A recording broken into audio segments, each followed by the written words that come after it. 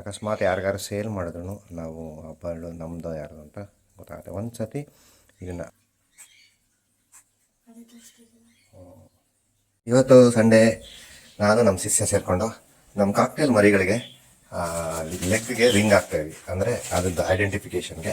So ಆ ರಿಂಗ್ಗೆ ಹಾಕ್ಬೇಕಾದ್ರೆ ಆ ಮರಿಗಳನ್ನೆಲ್ಲ ತೊಗೊಂಬರ್ಬೇಕು. ಆ ಮರಿ ತೊಗೊಂಬರೋಕ್ಕೆ ನಮ್ಮ ಹುಡುಗ ಅದ್ರ ಸೆಟಪ್ನ ರೆಡಿ ಮಾಡ್ತಾಯಿದ್ದಾರೆ.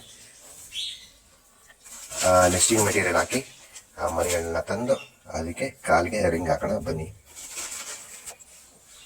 ಸೊ ಬನ್ನಿ ಹೋಗ್ಬಿಟ್ಟು ಮರಿಗಳನ್ನ ತಗೊಂಬರೋಣ. ತೆಗೆದುಕೊಂಡು ರಿಂಗ್ ಹಾಕೋಣ ಬನ್ನಿ. ಸೊ 3 ಮರಿ ಸೂಪರ್ ಆಗಿದೆ.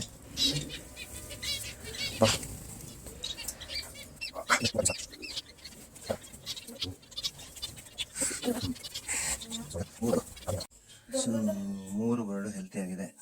ಒಂದು ಕಣ್ಬಿಟ್ಟು 2 ಕಣ್ಬಿಟ್ಟಿದೆ, ಇನ್ನೊಂದು ಕಣ್ಬಿಡಬೇಕು. ಸೊ ಇದು ಕರೆಕ್ಟ್ ಏಜು. ಇದು ಸ್ವಲ್ಪ ದೊಡ್ಡದಾಯಿತು ರಿಂಗ್ ಹಾಕೋಕ್ಕೆ, ಬಟ್ ಮೇ ಬಿ ಆಗುತ್ತೆ. ಇದೆರಡು ಕರೆಕ್ಟ್ ಏಜ್ ಇದೆ. ಸೊ ಬನ್ನಿ ರಿಂಗ್ ಅಂದರೆ ಏನು ಅಂತ ತೋರಿಸ್ತೀನಿ. ಸೊ ಇದರಲ್ಲಿದೆ ರಿಂಗ್ಗಳು. ಆ್ಯಕ್ಚುಲಿ ನಂದು ಬರ್ಡ್ ಐವರಿ ಇದ್ದಾಗ ಅದಕ್ಕೆ ಮಾಡಿಸಿದ ರಿಂಗು. ಬಟ್ ಎಲ್ಲರೂ ಹಾಕ್ಬೇಕು ಅಂತ ಏನು ನೆಚ್ಚಿಲ್ಲ, ಬಟ್ ಹಾಕಿದ್ರೆ ಒಳ್ಳೆಯದು. ಯಾಕಂದರೆ ಇದರಲ್ಲಿ ನಂಬರ್ಸ್ ಇರುತ್ತೆ. ನಾವು ಯಾವುದು ನಮ್ಮದು ಫಾರ್ಮ್ ಹೆಸರು, ಆಮೇಲೆ ಅದರ ಸೀರಿಯಲ್ ನಂಬರ್ ಇರುತ್ತೆ. ಸೊ ಅದು ಹಾಕೋದ್ರಿಂದ ಏನಾಗುತ್ತೆ, ಯಾವ ಪೇರೆಂಟ್ಸ್ದು ಮರಿ ಅಂತ ಗೊತ್ತಾಗುತ್ತೆ. ಸೊ ಅದರಲ್ಲಿ ನಂಬರ್ ಇರುತ್ತೆ. ಆ ನಂಬರ್ ಪ್ರಕಾರ ಈ ಪೇರೆಂಟ್ಸು ಈ ಮರಿ ಅಂತ ಲೆಡ್ಜರ್ ಮೇಂಟೈನ್ ಮಾಡ್ತೀವಿ. ಆ ಲೆಡ್ಜರಲ್ಲಿ ಇದೆಲ್ಲ ಬರೀತೀವಿ ಡೀಟೇಲ್ಸು, ಯಾವ ಮರಿ ಯಾವುದಾದ್ರ ಪೇರೆಂಟು ಯಾವ ವರ್ಷದಲ್ಲಿ ಹುಟ್ಟಿರೋದು. ಅವಾಗೇನಾಗುತ್ತೆ ಅಂದರೆ ನಮ್ಗೆ ಹಿಸ್ಟ್ರಿ ಸಿಗುತ್ತೆ, ಯಾವಾಗ ಅಂದರೆ ಎಷ್ಟು ವರ್ಷ ಆಗಿದೆ ಮರಿಗೆ, ಆಮೇಲೆ ಯಾವುದಾದ ಪೇರೆಂಟ್ಸು ಅಂತ. ಸೊ ಈ ಥರ ಮಾಡೋದ್ರಿಂದ ನಿಮಗೆ ಐಡೆಂಟಿಫಿಕೇಷನ್ ಸಿಗುತ್ತೆ. ಅಕಸ್ಮಾತ್ ಯಾರಿಗಾರು ಸೇಲ್ ಮಾಡಿದ್ರು ನಾವು ಆ ಬರ್ಡು ನಮ್ಮದು ಯಾರ್ದು ಅಂತ ಗೊತ್ತಾಗುತ್ತೆ. ಒಂದು ಸತಿ ಇದನ್ನು ಹಾಕ್ಬಿಟ್ರೆ ಲೈಫ್ ಟೈಮಲ್ಲಿ ತಿರ್ಗಾ ತೆಗಿಯೋಕ್ಕಾಗಲ್ಲ, ಅದನ್ನು ಕಟ್ ಮಾಡಿ ತೆಗಿಬೇಕಾಗತ್ತೆ. ಸೊ 99% ಲೈಫ್ ಟೈಮಲ್ಲಿ ಯಾರೂ ಅದನ್ನು ರಿಮೂವ್ ಮಾಡಲ್ಲ. ಸೊ ಬನ್ನಿ ಹಾಕೋಣ.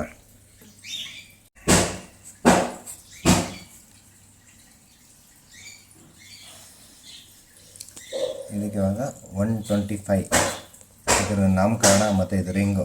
ನಮ್ಮ ಗಾಡಿಗೆ ಲೈಸೆನ್ಸ್ ಹೆಂಗೆ ನಂಬರ್ ಪ್ಲೇಟ್ ಇರುತ್ತೆ ಅದೇ ಥರ ಇದಕ್ಕೆ ಈಗ ನಂಬರು ಇದರದ್ದು. ಸೊ ಹಾಕೋಣ ಬನ್ನಿ.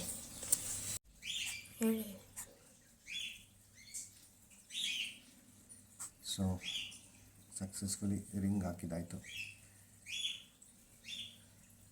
ಸೊ ಇನ್ನೊಂದು ಬೆಳಗ್ಗೆ ಹಾಕೋಣ. So 3 ring ಹಾಕಿದ್ದಾಯಿತು.